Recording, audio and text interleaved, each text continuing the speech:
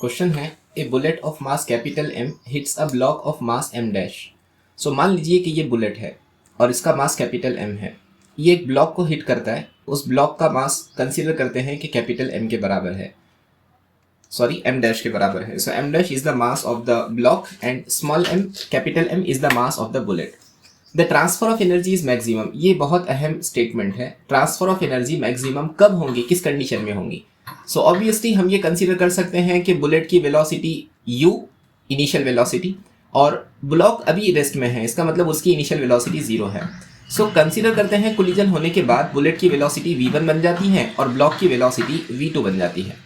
ठीक है, अगर हम देखें एनर्जी ट्रांसफर का फेनोमेना, तो सबसे पहले सिस्टम में ब्लॉक रेस्ट में था तो उसके पास कोई एनर्जी नहीं होगी, सिर्फ मोशन बुलेट के थ्रू हो रहा था। इसका मतलब बुलेट की kinetic energy initially half capital M you square, ये capital M mass of the bullet है और यू उसकी इनिशियल वेलोसिटी है। बाद में सिस्टम के पास दो तरह की एनर्जीज बन गई, एक तो बुलेट के पास और दूसरा ब्लॉक के पास। बुलेट के पास कितनी होंगी? Half capital M V one square plus block के पास कितनी होंगी? Half M dash we two square. इतना ठीक है, v1 स्क्वायर और v2 स्क्वायर। अब ये बात को जरा समझे, मैं आपको एग्जांपल के थ्रू समझाने की कोशिश करता हूँ। मान लीजिए सिस्टम के पास पहले एनर्जी 10 जूल की थी, ये एनर्जी किसके पास होंगी? बुलेट के पास होंगी। कोलिजन के बाद बुलेट के पास 2 जूल की बची और ब्लॉक के पास 8 जूल की एनर्जी आ गई, ऐसा कि दोनों का एडिशन 10 के बराबर है। हम चाहते हैं और ज्यादा एनर्जी ट्रांसफर होना, तो बुलेट के पास की एनर्जी तो नहीं बदल रहे, बुलेट के पास की फाइनल एनर्जी को अगर हम 1 कर लें तो ब्लॉक के पास की एनर्जी 9 आ जाएंगी। तो ट्रांसफर ऑफ एनर्जी 10 से 9 तक हो जाएंगी। और ज्यादा करने के लिए बुलेट के पास इनिशियल एनर्जी 10 थी, बुलेट के पास की अगर फाइनल एनर्जी 0 हो जाए तो वो पूरी की पूरी एनर्जी ब्लॉक को ट्रांसफर कर देगा, वो पूरी की पूरी एनर्जी ब्लॉक को ट्रांसफर कर देगा। यानी बात ये समझ आई कि for maximum energy transfer, maximum energy transfer के लिए, मैक्सिमम एनर्जी ट्रांसफर के लिए क्या होना चाहिए? मैक्सिमम एनर्जी ट्रांसफर के लिए बुलेट की फाइनल वेलोसिटी कैसी होना चाहिए? फाइनल वेलोसिटी ऑफ बुलेट 0 होना चाहिए। फाइनल वेलोसिटी ऑफ बुलेट अगर 0 हो जाती है उस वक्त एनर्जी मैक्सिमम ट्रांसफर होंगी। इतना समझा?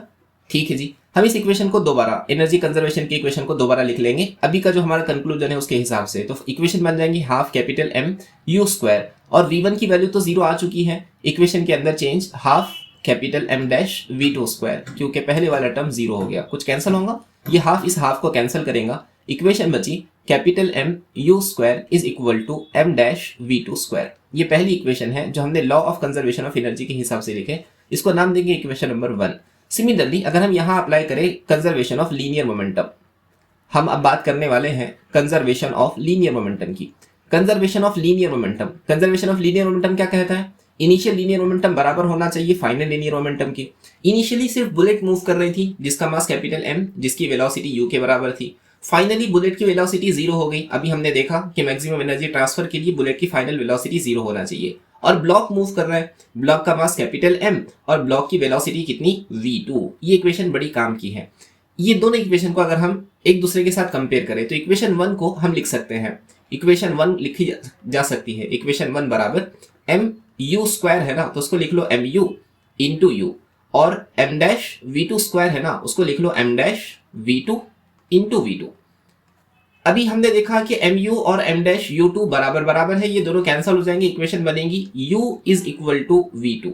इसका मतलब बुलेट की जो इनिशियल वेलोसिटी है अगर वो फाइनल वेलोसिटी ऑफ ब्लॉक हो जाए उस वक्त एनर्जी ट्रांसफर सबसे ज्यादा होगा। ये तो हुआ वेलोसिटी का रिलेशन, लेकिन हमको निकालना है मास का रिलेशन, इसलिए हम इक्वेशन 2 के अंदर ये डेटा उठाकर रख देंगे। ये दोनों वेलोसिटीज बराबर बराबर है, यानी कैपिटल एम यू बराबर है कैपिटल एम डैश v2 के।